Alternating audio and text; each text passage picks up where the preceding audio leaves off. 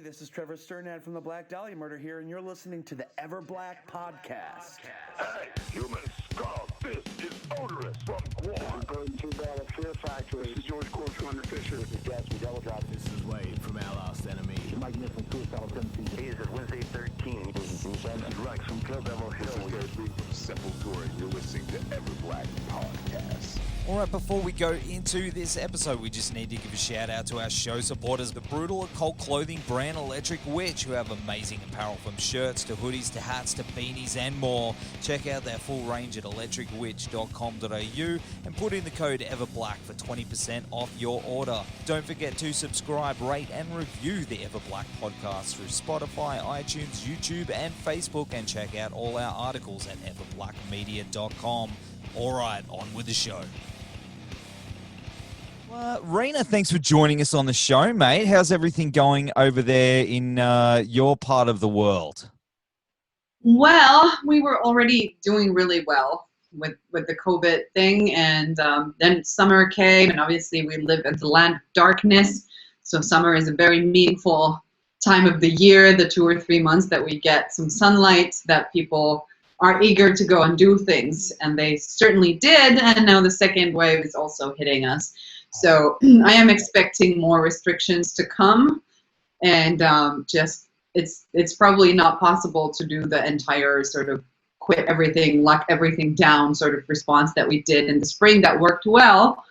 But now we're gonna have to like work around it somehow. And now the mask discussion has started here. I think there's now a recommendation to wear a mask in public transportation and so on, which we did not have like a week ago. Oh man, have you guys been jamming through any of this? Like what jamming? Yeah, you know, like a band? Or? Yeah. Have you guys been like catching up through everything over there? We are like in completely different parts of Finland.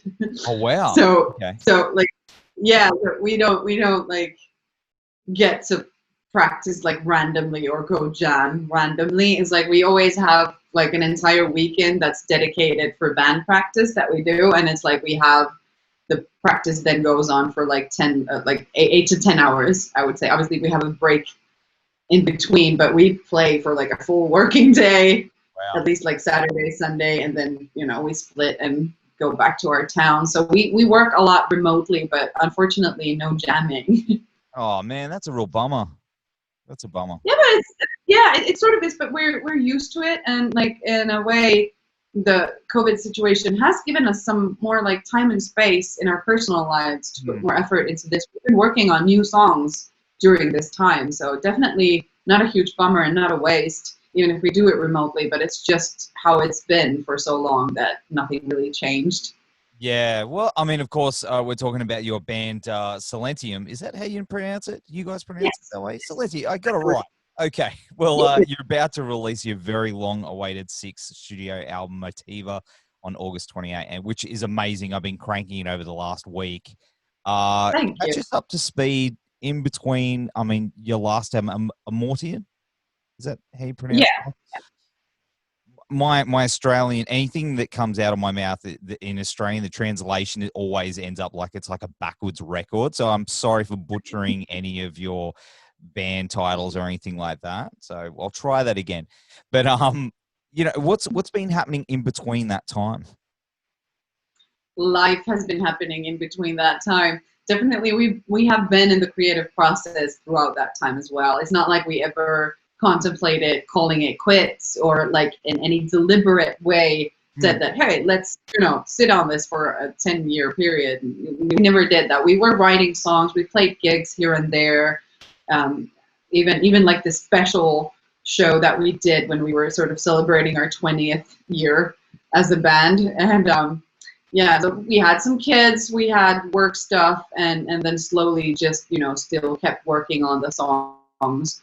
But now the time is right to sort of immerse ourselves into this more than we've been able to in the past years. The album has been ready for like a year. There's been like more delays on getting it out there and so on. So we are super stoked to get it out there and want to concentrate on this release.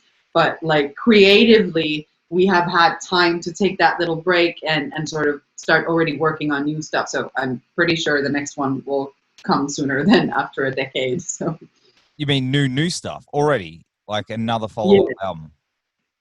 Yeah, but like it's not like we're recording yet, but we're working on new songs. I think there's like 6 songs already in the works. So this is just like to try at least to convince some people that this is gonna be worthwhile. If you get into this band, you will get more new stuff sooner than in 2032. You know, it's exciting times for you guys, though. I mean, you know, when did the exact point start for Motiva?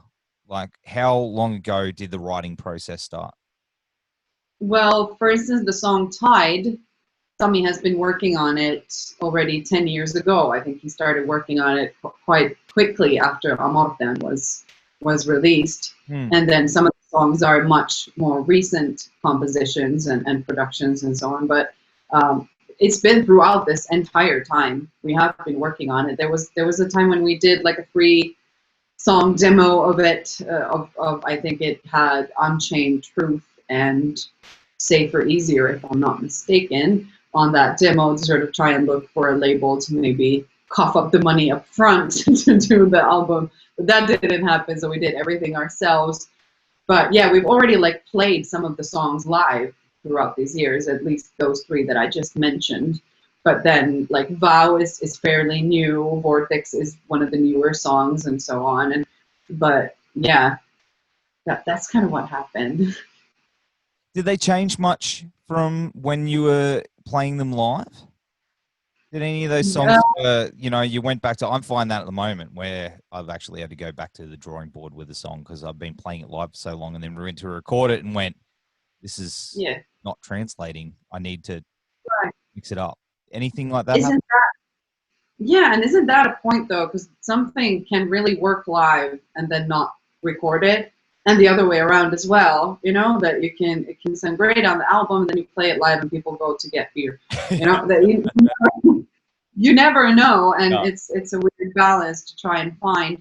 Definitely, they're like the same songs, but some changes did happen, obviously, and like, you know, some structural changes. There were like vocally some things that I realized that this is not the way to do it, and have the chance to sort of like spin it around and get like a complete different approach to some stuff. And that is like one of the really good things that came out of this long pause, is the time and space we had to work on this stuff and sort of come up with the best possible outcomes and versions of what we were doing. So it's not all bad, yeah. And the thing about them is as well, they're not just your standard 4/4, you know, rock songs. They're so complex, and all the orchestral stuff going on. You know, I could imagine it just a lot goes into the background of these things. I don't know how you guys do them.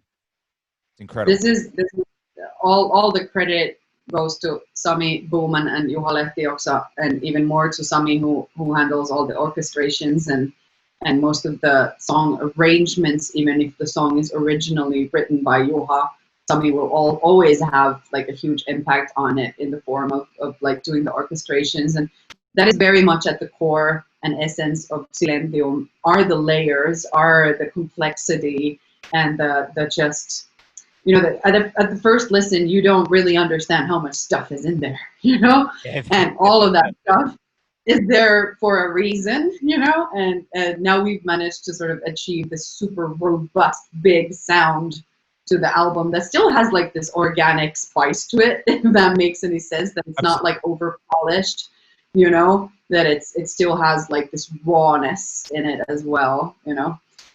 I totally get that. And nothing about the album as well, it seems like it's a very personal album. Yeah.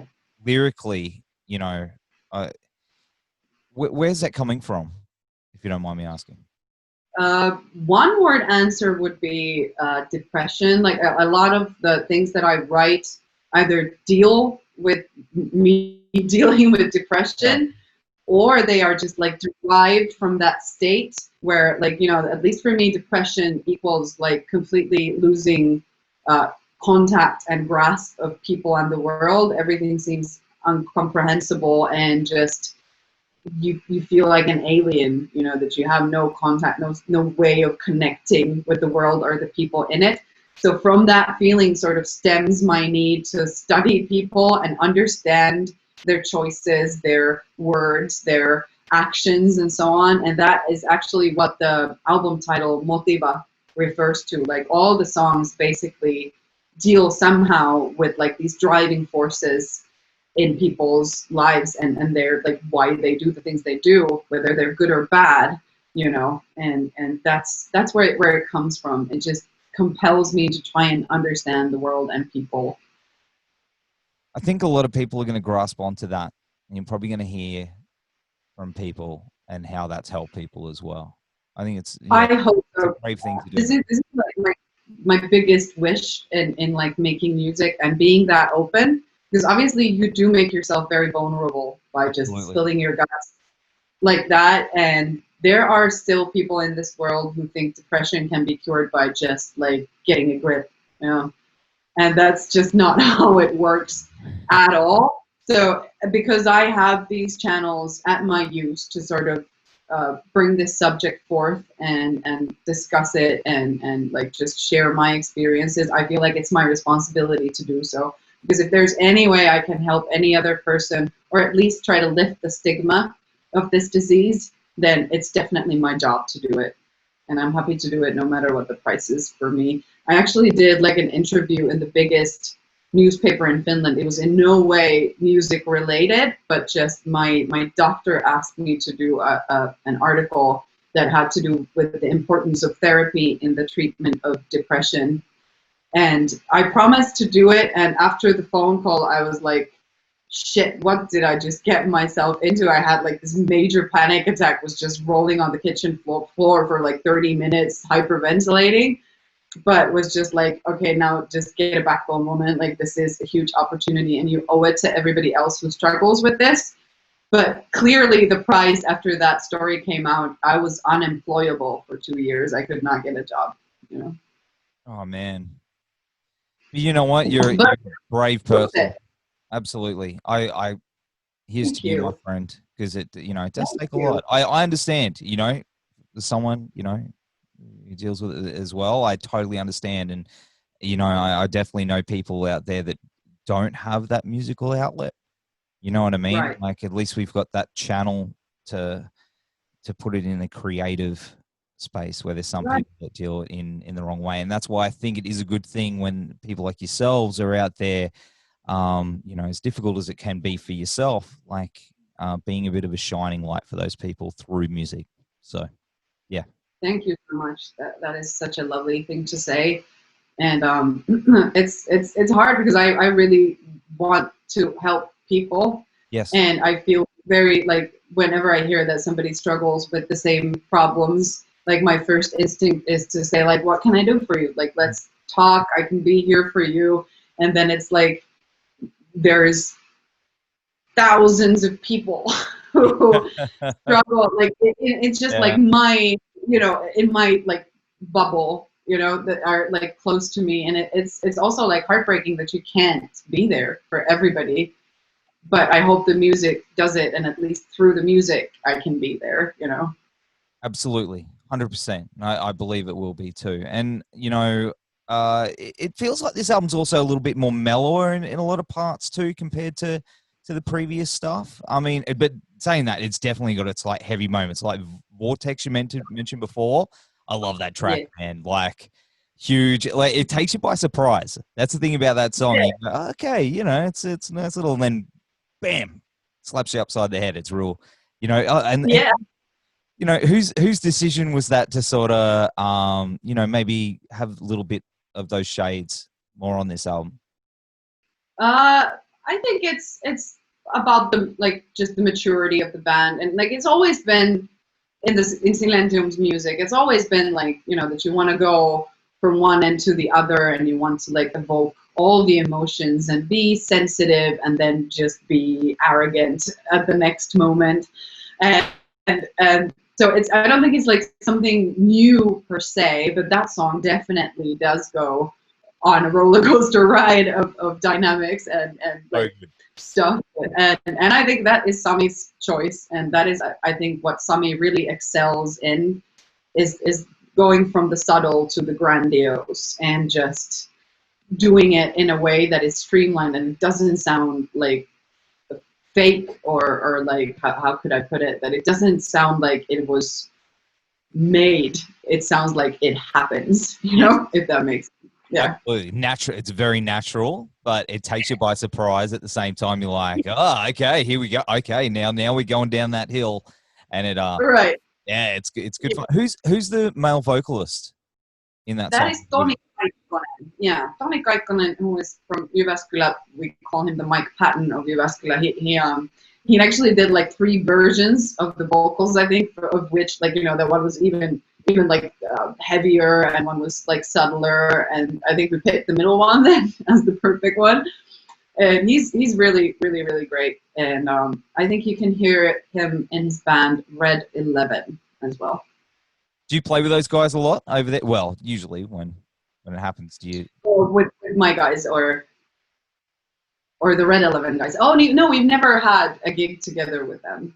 But like, Finland is a small country, and Jyväskylä is not a tiny city, but, you know, on the smaller side, I guess. And then you have the music circles, and they're tiny. People know each other, you know. Like, you know, this is the place where we're from, Jämsänkoski, is a tiny town. I think it's like 5,000 people live there or something, but still has like a very vivid musical circle or like culture going on there. So when I lived there, and this is like 15, 20 years ago or something like that, there was like this running joke of like, if 8 bands from Jämsänkoski go play a gig together, they only need 2 cars because it's the same people. And that sort of applies even to like the entirety of the metal scene at some level here in Finland, because small country, small circles, odds are somebody knows somebody knows somebody. Is like, what is it, 7 steps to Kevin Bacon kind of thing, that at some point there's going to be mutual acquaintances, and people just find projects like that as well. And only 3 drummers. Yeah, yeah, exactly. That is so hard to find a good drummer. They're always taken. Sorry, too many projects, can't take up another one. They do. They definitely do. You know, another thing I want to ask you, of course, I mean, you're a phenomenal vocalist, and and I love your voice. Where did that kick off for you? Where did that start? Where was your musical journey? Where was that moment for you where you went, I want to do this? I have loved singing since I was a toddler. You know, it's weird, like no people in my family, not like, you know, the close family or the extended family, are in any way artistically inclined or talented or have any sorts of like projects like this. But for me, it was clear from like day one that this is what I want to do. But I guess like when I knew that this is what needs to happen at this, like, you know, when it really, really clicked. I remember this lesson, like in Finland, I don't know how it is in other countries, but we have music lessons in school where the entire class will play an instrument, blah, blah, blah. And I think I was like 13 years old, so that's the 7th grade here, and we had a lesson, and I can't remember what the song was. I think it may have been Stairway to Heaven by Led Zeppelin that we were trying to play on guitar. The teacher wasn't great. He wasn't really teaching. I still don't know how to play the guitar, but I was like, I love that song. That was the first time I was encountered with that song, obviously. And it's like, it seems like such a banal thing now, like the song that is just, everybody knows it and so on. But at that point, the impact was huge, just huge. And I remember singing it, and for the first time, I had the vibrato in my voice when I sang, because it wasn't like I tried to do it. It just happened. And something just really clicked at that point, and I just went into the song, went into the singing in a completely different way that I had done before, that I was just in the song. I was the song. I wasn't thinking, that the sound was just coming out. And from that moment onwards, singing has become, you know, and my voice has become like this tool, this essence of me that can release and deliver things that I like verbally cannot do. Again, I don't know if this makes any sense, or it's just a random 100% crazy makes sense. but that's it. I would say that's probably it. But I did sing throughout my childhood, and yeah. Goosebumps. I love it. I love stories like that. They're my favorite. That moment, Nice. like it's, you know what I mean? It's like when Peter Parker finds it, you know, he gets his powers. It's that moment, Yeah. that magic moment. Right. I love it.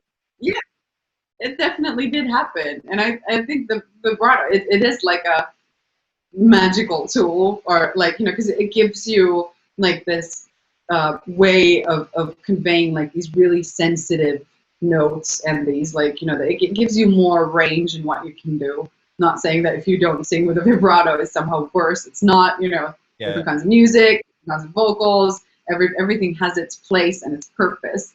But for this, for me, it was meaningful. Oh man, I totally get that. And of course, I mean, you've obviously played thousands of shows and toured and all that. Have you met many of your heroes, your vocal heroes along the way? Who's had the most impact on you where you've sort of been like starstruck? This is, okay, I haven't met a lot of my heroes, but I have met one. And that was Arjen Lucassen from Arion, you know, his project Arion. He's originally from Golden Earrings, the really old 80s band, like Radar Love and all of that. But then he had this Arion project where he always has like these singers come and do different always different singers, and a lot of singers per album. And he had this album, Human Equation, that didn't really stand to the test of time, I guess, to the point. But there was a point in my life when that was the biggest thing for me. And we played, we supported them, and I think Stream of Passion were they playing? But I met Arjen Lucassen in Helsinki at Nostori when it was still around. Now even the building has been demolished. But I usually don't get like starstruck because everybody takes a dump. So, you know, why? But, you know, but this guy was, because the album was so huge for me, and I met him and I just went like, I just went into this super fan mode and couldn't like express myself in any other ways. And this is like an actual quote of what happened. I meet him like, "Hi, I'm Riina. You like cats. I like cats." This is what I said. And he's like, "Yeah, cool." It shows me like pictures on his phone of his neighbor's cat or something. I'm like, "Yay." And then the second thing that I managed to utter at my hero was like, "You have piercing eyes." That was it. Oh my God, the humiliation. Like, even years later. Oh my God. That's awesome. I mean, but that's happened to me like 20 times. It's happened a lot. You get that, you're like, yeah, and then it hits you. It just, you get that sudden moment where you go, "Oh, you're that person," and then you're like, "Oh, you got to reel it back in." But it's so hard to, I know. But that's amazing. That's such a good story. I love it. He's a good dude too. Yeah. Have you ever been to Australia? I have not, but I would love to. I would love to so much, because it's like one of my dream countries to go to. First of all, it's a place where everything wants to kill you in nature. So I like the challenge. You know, what is this little cutie? Ah, dead. You know, but but also because, and this might be an illusion, but like one of my favorite TV shows is MasterChef Australia. Oh no. Because. Yeah, I love food, and I like nice people, and everybody's so nice to each other, you know, in that show. It's completely different from the American and British and whatever versions of like, "I'm not here to make friends. Give me the pasta and I'll just win this thing." But it's so different, the Australian version, where everybody's friends and nice, and even the critique is like constructive and not like, "I'm just gonna smash this stupid plate because your food is shit," you know. So yeah, I really want to come there and come see what the Bobby culture is actually, what it's like painted out to be. Not everything can kill you. I think we're pretty nice. People tell us that, like the show, like everyone's pretty easygoing. I think that's what we're compared to Canadians sometimes. But Not everything can kill you. Just depends where you are. If you stick to these East Coast or whatever, like, and stay out of certain areas, you'll be fine. Just right, yeah. What was that movie? That Wolf Creek, right? That even scares me. Now, I'll tell you something about that. There are actually there's people like that. I don't mean like the serial killer thing, but the intimidating, that Mick kind of person. I've met a few of them in my time, and you're just like, nah. Yeah, and the low voice. Right, yeah. Yeah, maybe that's like, the areas that I should stay away from then, Yeah, the outback. Right. But, he's actually really nice. John Jarrett, he's actually a really nice guy. He does the cons around here, like the conventions. So on screen, he's Mick, but he's medium. He's a reasonable bloke. You could have a beer with him and he won't stab you. Right. Yeah. He won't stab you. That's all we can ask for. Well, just don't stab me. No, it's more the animals, like brown snakes and right. Yeah, we get a few of those out where I live here. But yeah, and I was referring to the animals when I said everything wants to kill you. I did not mean people, and those things are just looking forward to stabbing me. No. Yeah, no, just stay away from the outback. But I think also I would love to go over there. Like, that's my dream. Maybe we could just when everything goes back to normal, we'll just tag out the airport. But I would like. Do you have advice for bands that want to come over there and tour, like young bands that haven't been to Finland before? What advice would you give them? Come in the spring, summer, or early fall to avoid the shock of just wet darkness and horrible existence. Weather-wise, yeah, that's like when you want to be here, but also just play the major cities, play some smaller festivals, because that's where the magic really happens. There are a few really, really good ones that are, they just won't take more than a few thousand people in, and usually those are the best ones to play. So try to aim for those. That's awesome. Because one day I'll do it. Have you ever been to like? I don't know how far away everything is. You know what I mean? Do you yourself make it out to the big festivals like Varken and Hellfest? No, I've never actually been to a festival outside of Finland, or like if I have been playing on a festival, I've been to those, but I've never just gone to a festival as a person, to go and check out what happens. And I also have the problems with the anxiety and so on. So like huge crowds are not the best place for me to be. And especially it's a little scary for me to, for instance, go to Vakken and not be able to leave, go to a safe space, Yeah. It's different like here in Finland. Even if I did decide to leave a festival that I'm just like as a guest in, I could still get home in a few hours if I decided to do so. But if I'm abroad, it becomes more difficult. But that doesn't mean I don't enjoy the crowds when I'm on stage. Yes. But if I'm in the middle of one, it's a little different, if you know what I mean. Oh, I get that too. I understand that. Sometimes I'm fine with it, but I'm just really, really sensitive to energies. I'm sorry, I'm a weird hippie, but what the vibe is in the situation, in the crowd, will just penetrate me completely. And if it's good, then yay, great. I don't mind being surrounded by 500 or 5,000 people. But if there's some sort of negative vibration going on, then I will get scared and get symptoms very quickly. I get that 100%. Absolutely.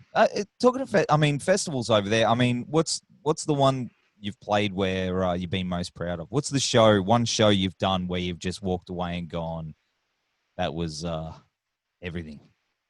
This is an interesting question because the answer is so weird. I think we played, when Seducia came out, we played in Geiselwing in Germany. There was a metal festival that had Dimmu Borgir was there, Therapy was there, like really big names, and the festival completely flopped. There was like no people there, really big bands, but just like handfuls of people watching them. Apparently there was another festival not far from there that was like then organized at the same time, and it just sucked all the audience out of there. But it was still like one of the best gigs we've ever played. I think, like, you know, we were like some sort of indoor stage, but it was still like really big, the venue.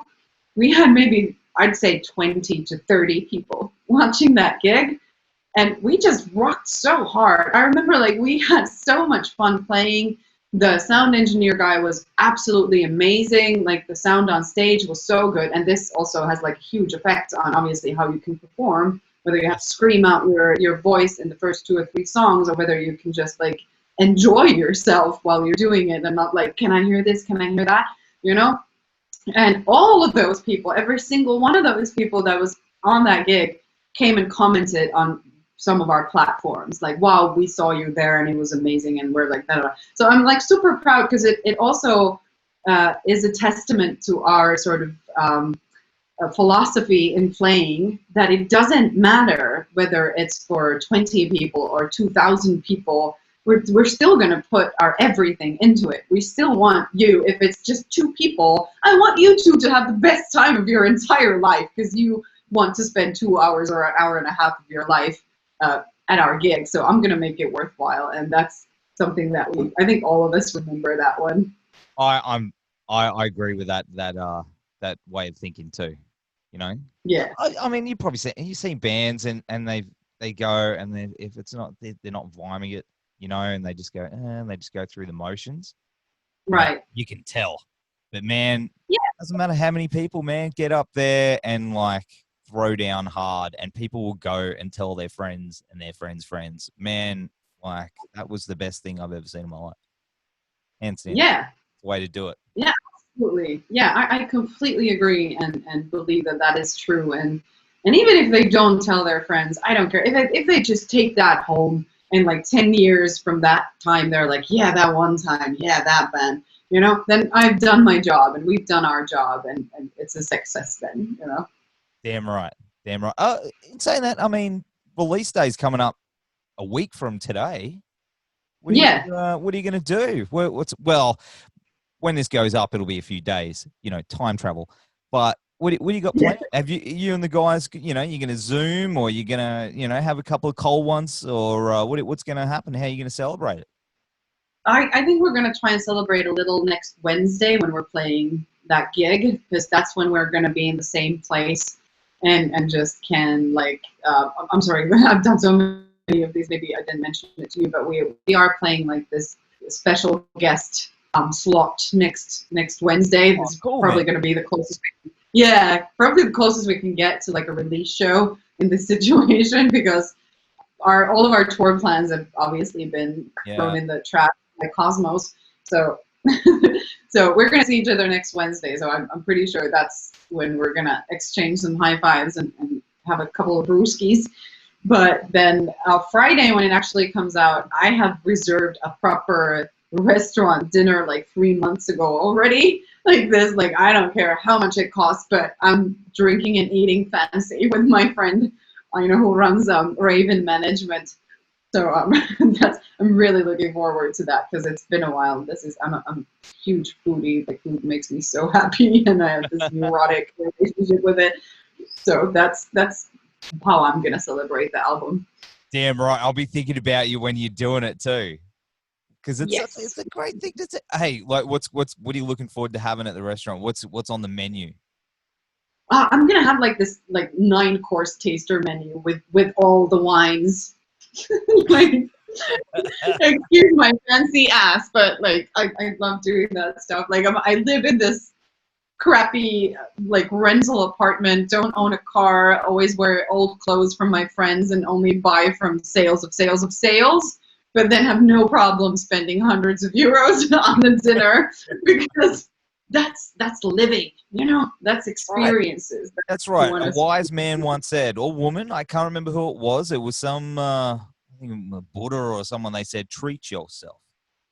treat yourself. Exactly. Right. It was one of Show the us that. wise people. Absolutely. Absolutely. Yeah. Treat yourself. Self-care. Nobody else is going to take care of your well-being. You are. So. That's right.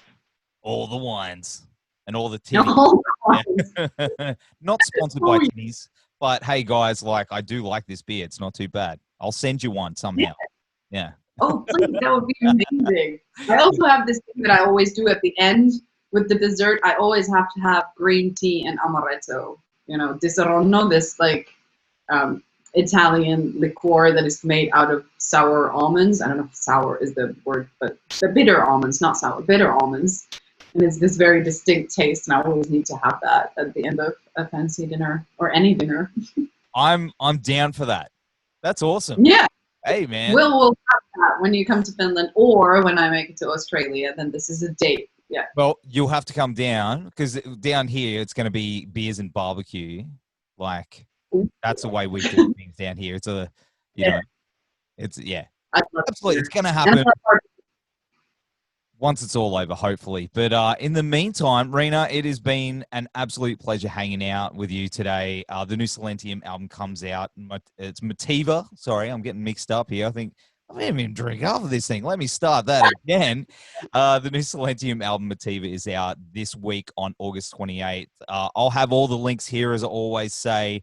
Until then, my friend, enjoy the week ahead, and all the best to you and the boys. Stay heavy, turn it up. Thank you so much. This was an absolute pleasure, and I'm looking forward to both seeing you in person and hopefully having another chat sometime soon. I'm down for it. Thank you, pal. It's been good. Enjoy your Friday. Nice meeting you, dude.